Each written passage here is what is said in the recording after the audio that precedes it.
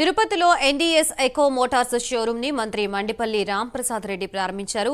Green ఎనర్జీని కేంద్ర రాష్ట్ర ప్రభుత్వాలు ప్రోత్సహిస్తున్నాయని ఆయన అన్నారు.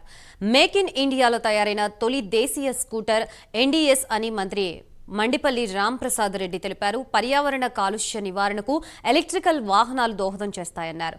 మహిళలకు ఉచిత బస్సు కార్యక్రమం కొంత ఆలస్యమైనా అమలు చేస్తామని మంత్రి మండిపల్లి రాంప్రసాద్ రెడ్డి అన్నారు. ఎలక్ట్రిసిటీతో నడిచే స్కూటర్ షోరూమ్ ప్రారంభించడం, ముఖ్యంగా ఈరోజు భారతదేశం అంతా ఎలక్ట్రిసిటీ వెహికల్స్ మీదే దృష్టి ఉంది.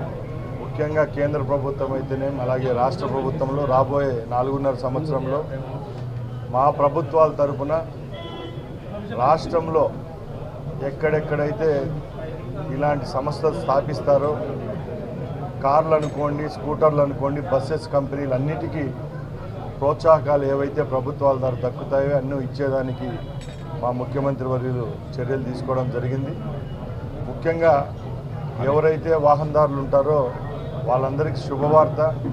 ఇప్పుడున్న పెట్రోల్ రేట్లకు, డీజిల్ రేట్లకు పోలిస్తే పర్యావరణానికి కూడా మంచి జరిగే విధంగా ఈరోజు చాలామంది వాహనదారులంతా ఎలక్ట్రిసిటీతో నడిచే వెహికల్ల మీద దృష్టి పెట్టారు. కాబట్టి ప్రభుత్వాల తరఫున కూడా తప్పకుండా ప్రోత్సాహకాలు ఉంటాయి.